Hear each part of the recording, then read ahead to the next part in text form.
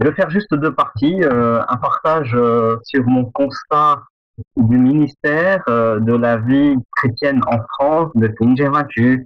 Niafakité, enfin, d'après l'église de Saint-Vrain, de là où je suis, hein, je ne parle pas pour toutes les églises, mais uniquement mon témoignage de là où je vois. Et puis en deuxième partie, je vais faire une exhortation. Ça peut être cool. Nous, disons les ce genre de là. Voilà. Alors, mon constat, pour moi, à Saint-Vrain ici, je vois que le Seigneur, il était en tête au depuis 2 ans et demi, nous avons eu 18 personnes qui vraiment se sont converties au Seigneur et cela représente 9 familles. Parmi ces 18 personnes, moi, euh, et actuellement, il y a 3 personnes que nous suivons, 2 familles qui vont certainement se convertir vraiment le Yolanjama. Ce sont des profils assez variés. Et souvent, il y a des dames vraiment âgées qui veulent vraiment se tourner vers le Seigneur. Parce que le mot contact, qui leur parle de Jésus, qui parle, qui crie pour eux, c'est le bon, qui parle, c'est le langin. Il y a des gens de première génération, ce sont des gens qui et qui il y a des deuxième générations aussi qui se convertissent, hein, ouais, et puis des jeunes. Donc c'est assez varié. Je ne vais pas dire que moi, mais je constate qu'il y a c'est assez bien réparti. Il y a des gens qui sont dans l'église, elles ont vaincu depuis longtemps et aujourd'hui le Mololin est vaincu. Il y a des gens qui tiennent le Langin, il y a des gens qui sont catholiques et le Langin Tosha protestant parce que ils ont entendu la parole de Dieu. Et voilà, il y a un peu de tout. Je constate aussi dans mon ministère aujourd'hui que je connais des couples, 3, des gens que je connais, des proches, des amis, que j'ai encouragés, que j'accompagne, que je suis, et qui fréquentent maintenant des églises françaises. Parce que il n'y a pas d'église monde, parce que ils sont pas à l'aise avec le monde, parce que il n'y a pas d'église monde autour d'eux. Donc je les encourage à rejoindre une église des fois de la ECM ou bien une église française quelconque qui fait partie du réseau FEF. Le nombre de baptisés dans l'église, alors la première promotion en 2016, il y avait 11 personnes, et puis depuis, on tourne aux alentours de 5, en moyenne c'est 6 personnes tous les ans. Donc ne soyez pas étonnés qu'il n'y a plus tellement de personnes de Saint-Vrain qui se font baptiser à l'ICAM, à Chonsechian, mais parce que c'est un bac, alors il y a bien sûr des gens qui quittent l'église, et il y a de tout. Que ce soit des premières générations, deuxième, troisième génération, on va dire, qui ne viennent plus.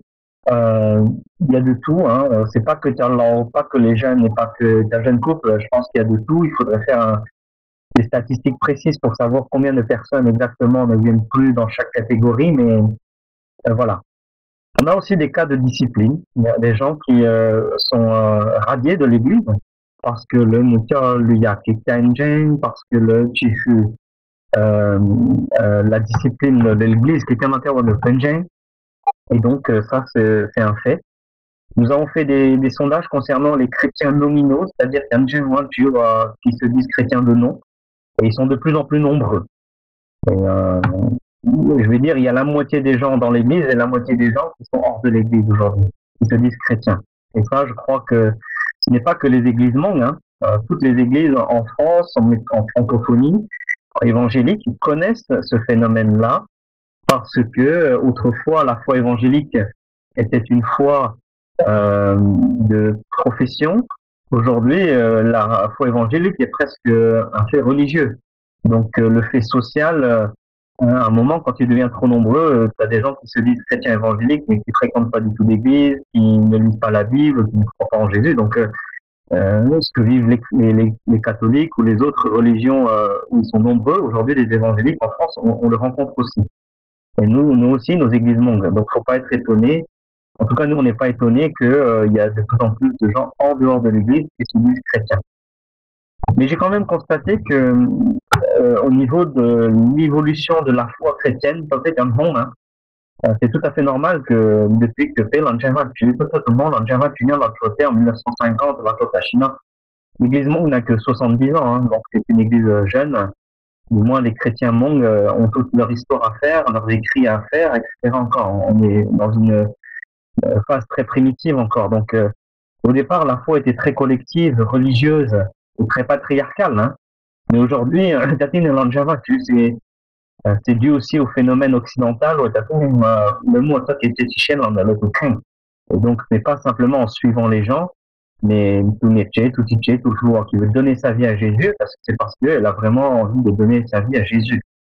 Alors, ça n'empêche pas, bien sûr, que Motetulei, on l'engine parce que le vent qui parle, le tukuti, le chipaka, il y a tout ça qui est là, c'est la première porte d'accès à la foi. Et il y en a aussi, il y en a, et voilà.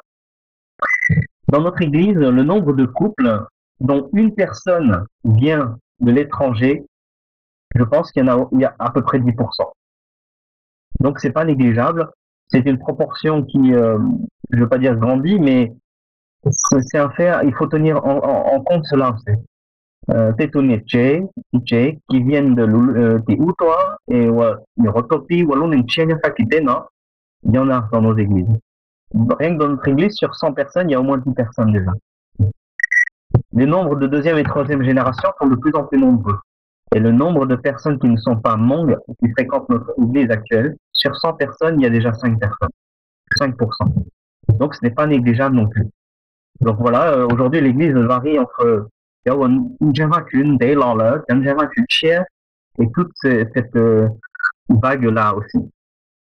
Moi je constate que nous avons beaucoup d'étudiants en théologie et très peu de débouchés pour les églises Hmong.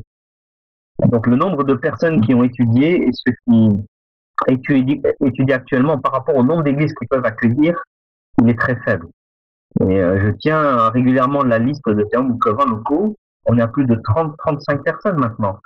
Mais on n'est que à 5-6 personnes. Donc ça fait une proportion faible. Mais combien d'églises peuvent vraiment accueillir? Il n'y en a pas beaucoup. Et en plus, quand il y a des églises qui peuvent accueillir et des pasteurs et des couples qui peuvent exercer, les mariages, que ce soit chez les églises Hmong ou les églises françaises, ne se font pas aussi facilement. C'est pas parce que moi, il y a une gens qui est prêt à accueillir et qui a de l'argent, et moi, tous, c'est pas forcément que ça va coller. Donc, les ministères, bon, ça tombe pas du ciel, c'est pas si simple. C'est le constat que je fais. Je constate aussi l'influence des médias et des réseaux sociaux aujourd'hui dans nos églises. Les vidéos de formation, par rapport au nombre de vidéos de déformation de la foi, eh bien, nous sommes très faibles. Il y a très très peu de vidéos sur la vie chrétienne, la formation, le discipulat, des choses vraiment qui donnent à manger, sur les études bibliques concrètes, sur la doctrine, mais des vidéos sur une déformation de la foi, sur le miraculeux, sur la délivrance, des choses qu'on a envie d'entendre, eh bien, les vidéos qui encouragent sont minimes. Et on ne fait pas le poids face à tout cela aujourd'hui. Donc aujourd'hui, voilà, on est face, pour moi, je vois dans mon église, on est face à une nouvelle vague de conversion. Hein, qu'il faut recommencer à zéro, qu'on apprend aux enfants, réapprendre à lire la Bible, tous les trucs de base. La nouvelle vague d'immigrés qui arrive depuis une dizaine d'années. Les nouvelles vagues de jeunes pasteurs, les nouvelles de formation et déformation de la foi auxquelles nous devons faire face. Moi, c'est ce que je constate aujourd'hui dans le ministère. Par rapport à notre position à la culture Hmong, dans notre église en tout cas, et moi personnellement, on a mis l'évangile au devant. On doit apprendre à parler Hmong ou utiliser le Hmong pour la mission, et pour la communion. Mais on n'est plus à se battre pour conserver la culture Hmong. Moi, personnellement, je me bats plus pour conserver la culture. Je fais des vidéos pour apprendre le Hmong, mais c'est dans un but uniquement de l'évangile. Et ça déplace le curseur, ça fait qu'on est moins crispé, on culpabilise moins les jeunes, on n'est pas tout le temps à s'acharner sur les gens qui ne savent pas qu'est-ce que la culture ou la langue Hmong. Et donc, en tout cas, je vois que, en tout cas, dans notre église, on travaille plus sur ça. D'après mes études dernièrement en missiologie, dans les lectures que je vois, dans mon partage avec d'autres pasteurs et dans les rencontres que je fais, nous ici à Paris, tous les ans, on reçoit des pasteurs qui viennent soit pour du tourisme, soit parce qu'ils sont un ministère, ils sont des passages. Je rencontre des pasteurs qui viennent des États-Unis ou de Thaïlande. Je parle avec eux, je discute. Et même dans le monde francophone, je me demande si on n'est pas aujourd'hui vers la fin des dénominations, dans le sens où la fin des initiatives collectives. Je vois de plus en plus d'initiatives individuelles de pasteurs qui vient l'année dernière, par exemple, un pasteur, il est venu avec toute une équipe de son église pour évangéliser en France. Une église monde, hein, des États-Unis. Ils font partie de la CMA, ils font partie de Monde Esprit. Mais ils font plus sous le label de, voilà, un pays en Monde Esprit. Non, on est notre église. Et vous l'avez constaté avec moi, de plus en plus d'églises font des initiatives individuelles. Ils sont attachés à leur union d'église, mais ils font tout eux-mêmes. La mission, ils font eux-mêmes. Leurs livres de théologie, ils font eux-mêmes. Leur cursus de formation, ils font eux-mêmes. Et les églises proclament aujourd'hui un label d'église. Vous connaissez très certainement les plus connus, hein Redeemer City hein, de New York. Vous avez très certainement entendu parler aussi de Saddleback, de Hillsong.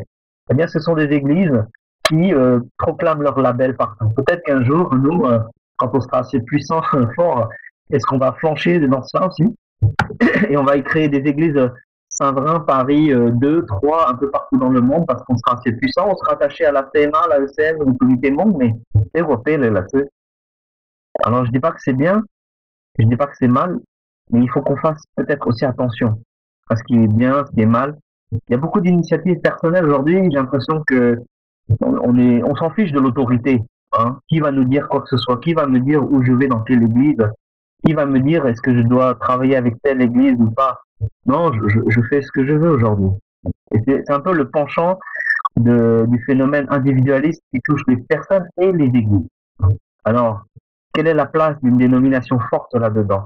Il y a beaucoup de missions parallèles, d'initiatives personnelles. Est-ce qu'on doit faire comme nous? Moi, je constate que ça, c'est le fait actuel pour nous et pour d'autres églises aussi. L'autre constat que je fais, et je l'ai toujours dit pour nous, les églises mondes en France, et pour mon église aussi, nous n'avons aucun poids au niveau de la théologie, de la spiritualité au niveau international. On n'est rien comparé aux États-Unis. J'ai été aux États-Unis la dernière pour le Monde District et ça confirme ce que j'ai vu. Il y a une sorte, vous le savez, de suprématie, d'impérialisme américain. Donc ils font tout, ils sont les maîtres du monde. Mais quelle est la place de nos églises? Est-ce qu'on n'aurait pas quelque chose à dire et à faire? Mais je crois qu'il y a peine, on est désunis, chacun fait de son côté. On n'arrivera jamais à avoir un impact. Ouais.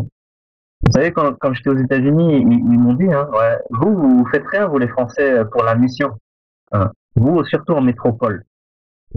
Et par contre, ceux de Guyane, ils ont commencé. Mais vous avez rien fait. Oui. Donc, quel est notre poids? Qu'est-ce qu'on peut apporter? Moi, je suis sûr qu'on va tendre vers un jour vers une stabilisation du monopole. Peut-être que les États-Unis n'auront plus simplement le monopole. Peut-être que la Thaïlande, l'Australie, le Canada, la France, peut-être que les grands concurrents aussi, mais vont ailleurs, vont pouvoir avoir un peu plus de voix. Au Vietnam, en Birmanie. Peut-être que bientôt, chacun pourra se mettre autour d'une table et ce ne sera pas simplement les États-Unis qui vont dire ce qu'on doit faire, mais qu'on peut tous avoir une voix. Peut-être que ce sera le grand frère, les États-Unis, mais peut-être que nous, on pourra faire proposer quelque chose. Ouais. Et aussi, je pense qu'on n'arrivera pas si on n'est pas là où se fait le combat. Le combat aujourd'hui, il est sur les réseaux sociaux. Le combat aujourd'hui, il est dans les écrits. Le combat aujourd'hui, il est dans la proposition. Qu'est-ce que vous proposez pour toucher les gens? Et si on n'est pas là, on n'arrivera jamais à toucher les gens. On n'arrivera jamais à influencer la théologie ou la foi chrétienne pour les mondes dans le monde. Je constate aussi, pour moi, en France, dans mon église, les personnes âgées ont vraiment un besoin énorme, spirituel, mais aussi charnel. Les enfants partent au niveau des papiers, au niveau de Keshitapa, au niveau de Kenjen. Beaucoup de personnes âgées sont dans l'église et le terme, ils viennent plus. Hein. Et il y a tout un accompagnement, il y a tout un côté social à faire au niveau de Carla. Je constate aussi que les jeunes ont de nouveaux défis. Le défi de l'indépendance à des drogues, le défi du suicide, le défi de l'homosexualité, le défi de parler, témoigner aux musulmans, à ceux qui rencontrent à l'école. Et je crois que nos jeunes aujourd'hui ne sont pas équipés pour faire face aux défis que rencontrent les jeunes d'aujourd'hui. Il y a un besoin énorme. Je constate aussi aujourd'hui que dans l'éthique, au niveau du mariage, c'est la fin des grands mariages. Il n'y en a presque plus. C'est la fin des mariages où on invitait tout le monde, où tout le monde était au courant de qui se marie avec qui dans nos églises. Aujourd'hui, il faut faire partie des élus, des privilégiés pour aller à ce mariage. On ne sait même plus qui est marié avec qui. On ne sait même plus. Et ça, c'est mon constat. Au niveau des divorces, des familles, des mariages, remariages, familles décomposées, recomposées, nous aussi, nos églises sont touchées par cela. Et qu'est-ce qu'on fait? Il y a aussi le défi de l'environnement. Comment nos églises vont faire face à ce 21e siècle et la transition écologique, énergétique, face au terrorisme et au Covid-19 que tout à l'heure le frère a déjà partagé. Je vois aussi qu'il y a une diminution de la solidarité chez les mondes. Au niveau de Congo Keshipa, on entend presque plus parler. On a presque plus envie de proposer aux nouveaux convertis de faire partie de l'Okongo Keshipa parce que il y a d'autres réponses à cela. Les gens prennent des assurances vie individuelles. Les gens vont déjà acheter leur tombe aujourd'hui, leur sépulture. Il y a tous ces défis-là aujourd'hui pour nos églises. Pour moi, au niveau de mon ministère, j'ai beaucoup de joie aujourd'hui, vraiment beaucoup, beaucoup de joie. Je suis vraiment épanoui. Je vois des conversions, je vois des gens qui reviennent à l'église, mais j'ai beaucoup de travail aussi. Je suis débordé, j'ai pas assez de temps pour tout mettre en place, mes idées, mes processus, que ce soit dans le discipulat, le leadership, l'organisation. Je résous beaucoup de conflits en ce moment. Et où est la place maintenant que je mets pour l'enseignement? J'ai beaucoup de travail en ce moment. Beaucoup, beaucoup. J'ai des projets personnels aussi, mais ils ne prennent pas de place dans ma vie. Pas beaucoup en tout cas. Je travaille j'ai des projets pour mon épouse, mes enfants, ils sont encore jeunes, certainement, c'est pour ça. J'ai des projets d'achat, de maison, d'appartement, mais ils prennent pas beaucoup de place. Je suis disponible pour le Seigneur, tout le temps. Je pense que mon église aujourd'hui est dans une phase de croissance, de renouveau, mais que le Seigneur nous garde dans l'humilité, hein. Tout ça ne tient qu'à un fil. Et grâce à Dieu, pour l'instant, ça tient. J'ai beaucoup de joie, beaucoup de personnes, mais beaucoup de problèmes aussi. Je suis content aussi que notre église, nous avons un profil d'église où il n'y a pas une seule famille dominante dans l'église. Mais les familles dominantes se neutralisent, les Vang et les Yang. Et aujourd'hui, il y a beaucoup de signes, les Xiong, les Moi, les To, les Moncha, voilà, il y a mon lit, mon lao, on est là, il y a de tout. Il y a une chose aussi dans mon ministère où aujourd'hui c'est difficile, je suis lassé de traduire. J'en ai marre de faire des traductions en Hmong en français. J'aimerais prêcher que en français, ou j'aimerais prêcher que en Hmong. C'est difficile pour moi aujourd'hui, j'en ai un peu marre. Je peux pas aller au bout des choses, au fond des choses. Sinon, ça prend du temps et les gens sont lassés. Mais je essaye de tenir le coup parce que je touche des francophones, des mongophones. Et ça, c'est difficile. Qu'est-ce que je vais faire dans 10 ans? Peut-être que je serai président du comité Hmong ou de la ECM. C'est un rêve. Peut-être que je serai en implantation. Peut-être que j'écrirai un livre de plus. Peut-être que j'aimerais enseigner que sur les réseaux. Parce que ça touche des gens, parce que des gens regardent. Et ça les encourage. Je sais pas. Mais j'ai beaucoup de joie aujourd'hui. Je prie que ça dure. Et je prie que ma joie démonte le tout. Et voilà, pour l'instant. Mais il y a beaucoup de difficultés aussi. Beaucoup de peine aussi. Quelles sont les questions d'actualité? Quel avenir pour le comité Hmong, pour les étudiants? Quel avenir pour nos églises actuelles, pour nos pasteurs actuels? Voilà, je constate aussi que un des enjeux pour nos églises, c'est l'unité. L'unité. Entre les églises de Guyane et de métropole. Entre les églises de métropole. Chacun fait ce qu'il veut de son côté, il y a une grande autonomie, c'est bien. Et c'est pas bien. Quand pour Jean des chefs de Jean Chien, c'est dépassé. J'ai l'impression que c'est dépassé. Aujourd'hui, quand une église fait une jonchiette et met une jonchiette sur les autres, tu dans les jonchières là. Quand il y a des projets d'implantation, des conversions, des baptêmes, même des projets missionnaires, chacun est content que pour soi aujourd'hui. Il n'y a plus de joie partagée, il n'y a plus de, on partage votre joie, votre enthousiasme. Comment ça va se passer? Ils te mentent et nous mentent les autres. On n'arrive plus à mendre plus d'avant. Les choses ont changé. Il y a trop d'hétérogénéité dans nos églises. Moi, je vois qu'on manque vraiment. Il y a beaucoup de styles de culte différents, de styles de louange. Qu'est-ce qu'on doit vivre?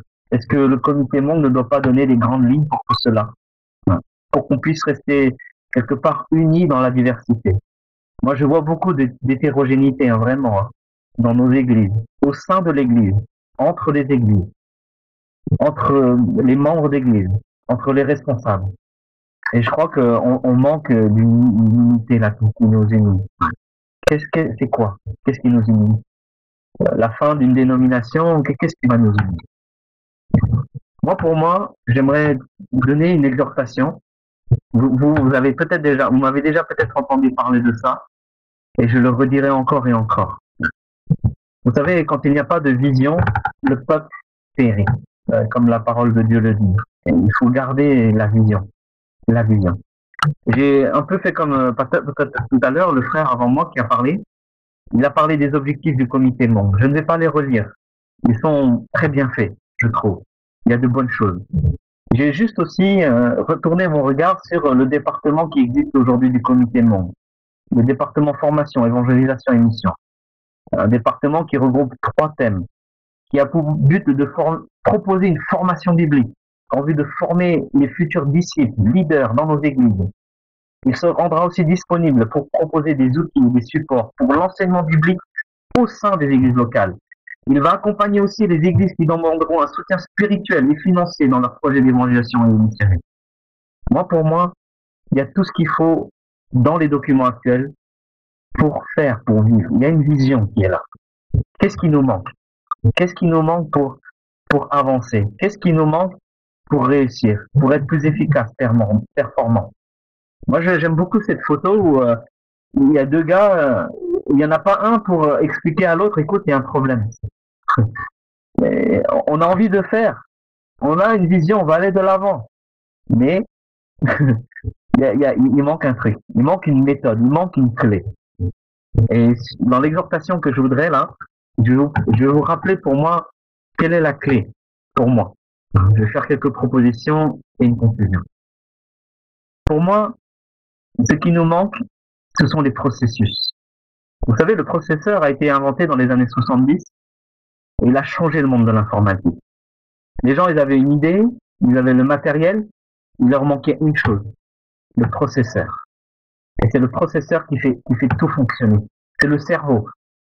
C'est ce qui fait que la machine aujourd'hui arrive à faire des choses extraordinaires.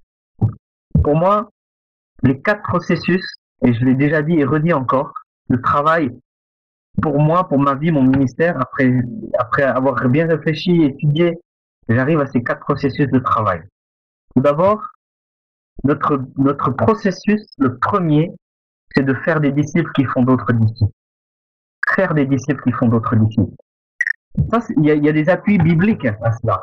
Matthieu 28, 19, Jésus, il s'intéresse à des disciples qu'il a formés et il leur dit d'aller faire d'autres disciples. Vous voyez, dans ce processus très simple, c'est que Jésus, il a fait des disciples qui doivent aller faire d'autres disciples, qui doivent aller faire d'autres disciples, qui doivent aller faire d'autres disciples, qui doivent aller faire d'autres disciples, toi et moi, qui devons faire d'autres disciples. Si ce processus est biblique, il faut le faire. S'il n'est pas biblique, on le laisse tomber. Mais s'il est biblique, il faut qu'on le vive dans l'église. Chacun. Et quelqu'un qui est invaincu, s'il n'a pas ce processus-là, il n'est pas dans la mission de Dieu. Il est dans sa vie à lui, il est dans le processus de l'église. Et quand on n'est pas dans ce processus de faire des disciples qui font d'autres disciples, l'autre jour, le frère il a dit, connaître Jésus, le faire connaître, eh bien en fait, on fait que des lodas, on fait que des membres d'église, on fait que des gens qui tiennent ton rôle d'atoché. On fait pas des disciples. qui font d'autres disciples. Alors on peut se poser la question pourquoi les gens ils font rien. C'est parce qu'on n'a jamais mis en place ce processus. C'est parce que les gens ils savent pas quel est le processus pour eux. Et ensuite, cela sous-entend pour moi un retour à l'évangile. Qu'est-ce que ça veut dire être disciple? Qu'est-ce que ça veut dire quand je suis vraiment converti, que j'ai donné ma vie à Jésus? Ça veut dire aussi une réflexion de fond sur le discipulat. Et c'est pas simplement mon loda, what tu dois, c'est un truc vraiment une vie entière. C'est une réflexion de fond sur l'évangélisation, l'action sociale. C'est une réflexion de fond sur la formation des disciples de A à Z, du jeune converti sur les bases de la foi, pour qu'il soit baptisé, pour qu'il puisse faire un service dans l'église, témoigner, pour qu'il puisse lui, à son tour, faire d'autres disciples. Ça sous-entend aussi qu'on a besoin de documentation en langue et en français. Et surtout, on imprègne un ADN de multiplication. Pour moi, quand on veut faire des disciples qui font d'autres disciples, tout le monde peut le faire. Il suffit de vivre des relations vraies. C'est ça l'évangélisation aujourd'hui. C'est pas simplement distribuer des tracts, de faire des campagnes d'évangélisation de Noël. Il faut vivre des relations avec celui qui habite à côté de chez nous, celui que je vois au travail. Il faut travailler à son salut, prier et participer à un écosystème qui va faire que d'autres vont grandir dans le discipulat.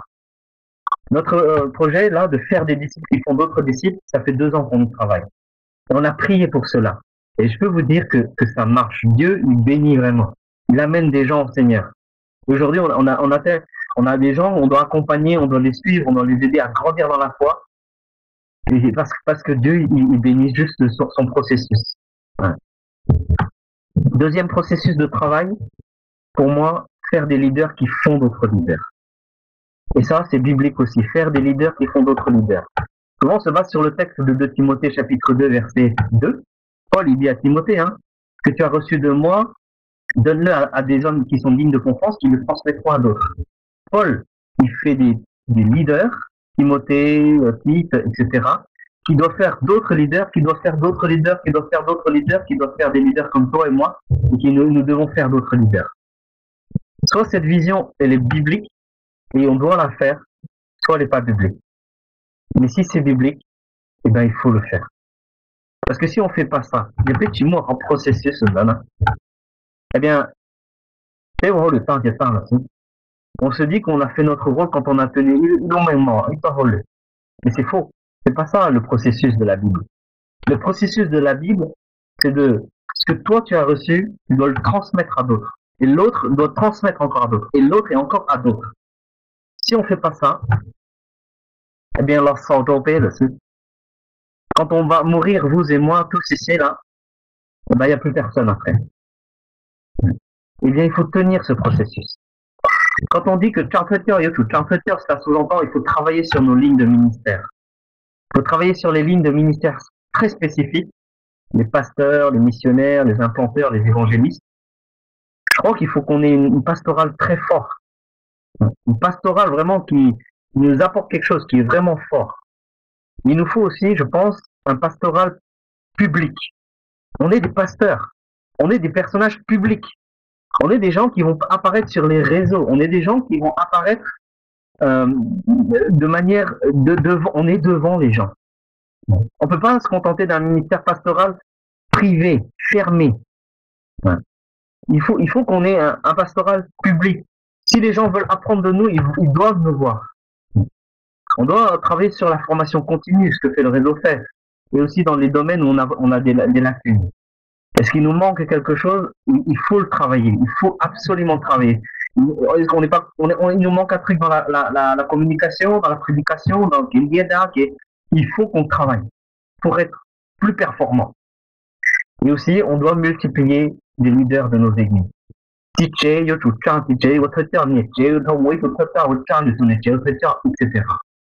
Mais comment les former? Quelle documentation on doit avoir? Comment faire pour nos étudiants en théologie, etc. Moi, j'ai pensé il faudrait qu'on tisse le lien avec les instituts bibliques. Et pourquoi ils ne nous laisseraient pas? C'est ce que Siutotan il a fait. Pourquoi on n'irait pas donner un cours pendant 1 heure, 2 heures à nos étudiants jeunes Hmong pour les préparer au ministère dans une église Hmong? Pour les prendre tous ensemble et leur expliquer comment ça marche le ministère dans les églises Hmong. pour leur dire, voilà, les dangers, les pièges, pour répondre à leurs questions, parce que nos étudiants au monde, ils sont pas du tout objectifs. Ils voient que le côté négatif des églises monde. Mais faut leur montrer, il faut leur ouvrir les yeux sur le ministère monde qui est merveilleux, qui est merveilleux. J'ai pensé aussi à, on devrait faire une pastorale avec tous les pasteurs monde, pas que nous, mais les jeunes étudiants monde là qui vont servir peut-être dans des églises françaises. On doit garder ce contact pour s'entraider, pour s'encourager, apprendre les uns des autres. Moi, je pense qu'on peut faire cela. On peut encourager ça. Troisième processus de travail, des églises qui implantent d'autres églises. Les églises qui implantent d'autres églises. Ça, c'est biblique. Jérusalem, ils ont contribué à implanter l'église d'Antioche. L'église d'Antioche, acte 13, ils ont envoyé Paul et Barnabas pour aller faire un travail missionnaire et implanter d'autres églises dans d'autres villes. Les églises qui implantent d'autres églises. Vous voyez, Jérusalem fait Antioche, Antioche fait d'autres églises, etc., jusqu'à nous. Et nous, qu'est-ce qu'on va faire? Alors, soit ce processus, il est biblique, soit il n'est pas biblique. S'il est biblique et qu'on ne fait pas, et on est loin du plan de Dieu. S'il est biblique, eh bien, il faut le faire. Et si on ne le fait pas, quand on ne fait pas ce processus-là, et nous, on travaille vraiment aujourd'hui dans l'église, là où on a prié et mis de l'argent pour cela, eh bien, on se regarde le nombril. On se regarde le nombril et on essaie de résoudre nos problèmes internes. Et on voit que tout va mal. Et on voit que ça grandit pas. Par contre, quand on a la vision de Punjay, Charles Punjay, il faut qu'on réfléchisse à quelle est notre vision sur l'implantation. Mais on ne peut pas faire de l'implantation si on n'a pas des personnes formées sur cela. Tous nos jeunes étudiants pasteurs, là, personne n'a choisi la filière implantation. Ils n'iront jamais implanter des églises. Ils sont préparés à un ministère pastoral, théologie, ils font tous les langues.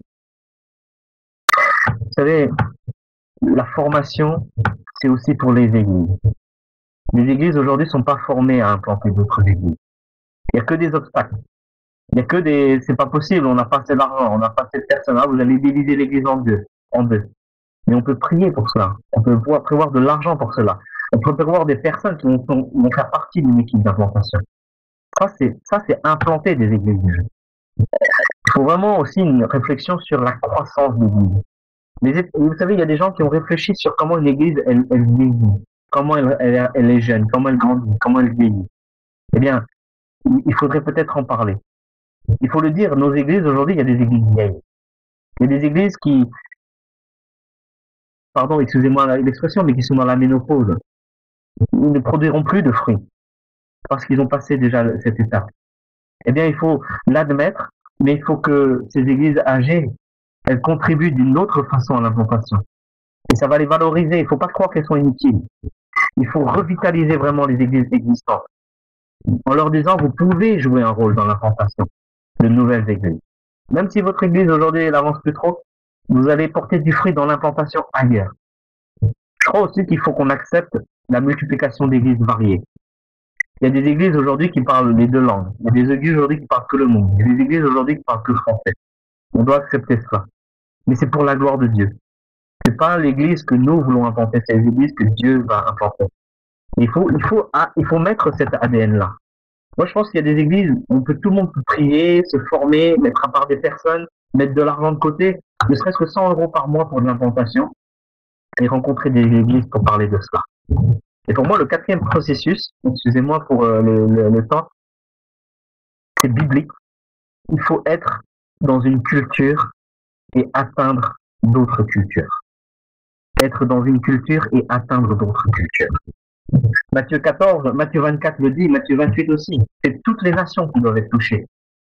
Dieu s'adresse à une nation, à une culture, pour que cette culture atteigne une autre culture. Les Israélites ont atteint les Romains et les Grecs, qui doivent atteindre d'autres Hanais, qui doivent atteindre le Hanais, le Hanais, le Hanais, et puis le Hanais. Vous savez, évangéliser les mondes, c'est juste entre nous encore. Mais il faut qu'on arrive à dire le Hanais. Soit ce processus, il est biblique, et on doit le faire, soit il n'est pas. Mais s'il est biblique et qu'on ne fait pas, on n'est pas dans la vision de Dieu. On n'est pas dans le processus. Et donc, moi, je pense que il y a un travail à faire dans nos églises. Le travail de, rien que dans l'église, on doit atteindre les autres qui sont déjà d'une autre culture. Les immigrés qui arrivent aujourd'hui dans nos églises, ils sont déjà dans une autre culture. Comment est-ce qu'on fait la communion entre nos parents qui sont réfugiés de longue date et tout le monde, il y a un travail interculturel, transculturel énorme à faire. Et entre les générations, il y a un travail avec les autres églises à faire, de l'AECM ou autres. Il y a un travail aussi à faire sur notre culture de base des mondes. Quand on aura pris notre position sur qui on est, quelle est notre culture, et qu'on est en paix avec notre culture, et l'évangile c'est clair, eh ben on peut atteindre n'importe quel parce qu'on sait qui on est. Et quand les autres viendront nous dire, oui, mais vous êtes entre vous, eh bien on sait qui on est, ce qu'on fait, pourquoi. On sait dire qu'on n'est pas fermé, qu'on n'est pas qu'entre nous, qu'on travaille avec, on veut toucher les gens. Mais comment? Soit dans l'église, soit on participe à ce que d'autres églises, d'autres personnes vont toucher des gens. Il faudra aussi travailler sur la mission. Et quand on apporte la mission quelque part, pour moi, si on veut être vraiment dans la mission de Dieu, il faut toujours apporter ces 4 processus-là. Si on n'apporte pas ces 4 processus-là, on va faire des gens qui vont être dépendants. Des gens qui toquent un peu pour le nord. Des gens des leaders qui vont que attendre. Mais si on donne le processus, les gens, ils avanceront. Voilà, moi je pense que au final, il faut la croissance. Il faut la multiplication. Chaque père et mère, quand on attend d'un enfant, qu'est-ce qu'on attend? On attend qu'il grandisse. On attend qu'il se marie, qu'il épouse et qu'il ait d'autres enfants, qui à leur tour vont grandir et avoir d'autres enfants. Il faut remettre ce processus-là en route. Si on n'est pas dans le processus, on reste que sur nous, notre vie, et on se prend la tête, on discute de nos problèmes. Mais quand on met en route le processus, quel est le but de la vie de l'Église, de vous et moi? Eh bien, on peut avancer. Je voudrais vraiment rappeler que ce qui doit être au centre pour nous, c'est pas le comité monde, c'est pas les églises, c'est pas l'AECM, c'est la vision, c'est le processus. Quand le processus il est au centre et que on sait ce qu'on doit faire, tout le monde doit être au service de ce processus-là. Des disciples qui font des disciples, des leaders qui font des leaders, des églises qui implantent d'autres églises, des cultures qui atteignent d'autres cultures. Soit c'est biblique, soit c'est pas biblique. Si c'est biblique, on doit le faire. Le comité doit travailler sur cela. On doit travailler sur ces processus. Nos commissions doivent servir à cela. Des églises, on doit être au service de la parole de Dieu, de ces processus-là.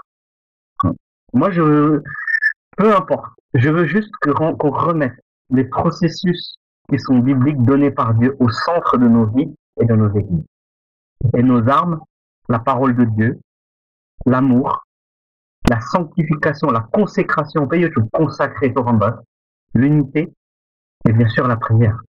Et donc moi je vois les outils spirituels et puis ce qui tourne autour de ce processus-là. C'est comme un treillis, c'est comme une maison qu'on doit bâtir et chaque chose doit y avoir sa place. Et donc pour moi les propositions, je dirais la formation. La formation pour enseigner le processus, la Bible. Pour enseigner qu'est-ce qu'on doit faire.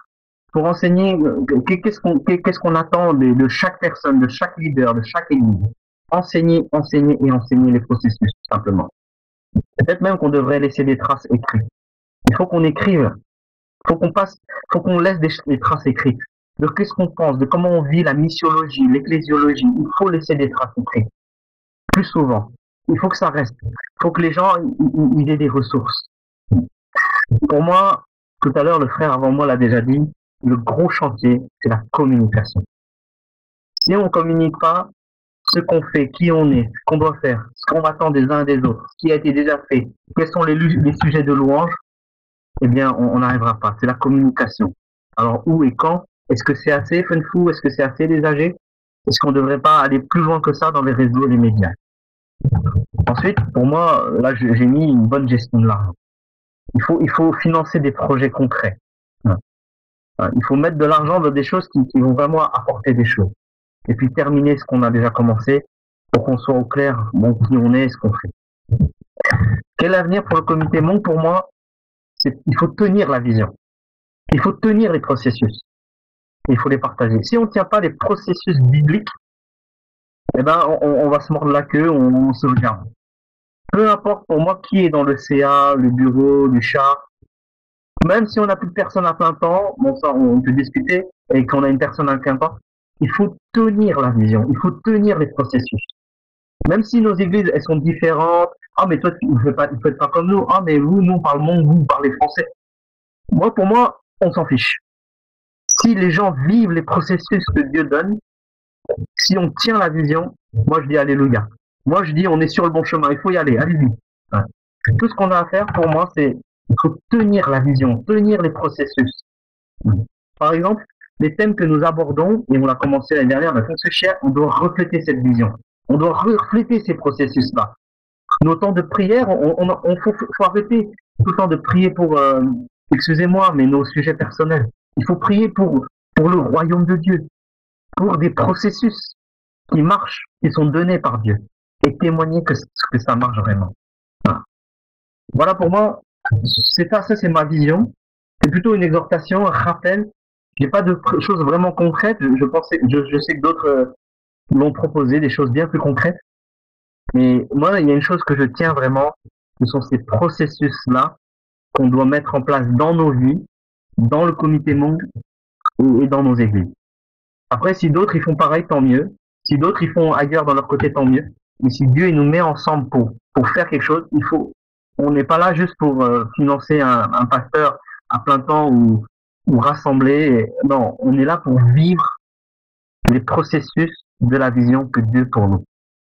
Et la question, c'est pas simplement est-ce que Dieu il a une mission pour l'Église, est-ce que nous avons une Église pour la mission de Dieu. Et il faut rester vraiment dans ce processus. Je vous remercie pour votre attention. Dans janvier déjà.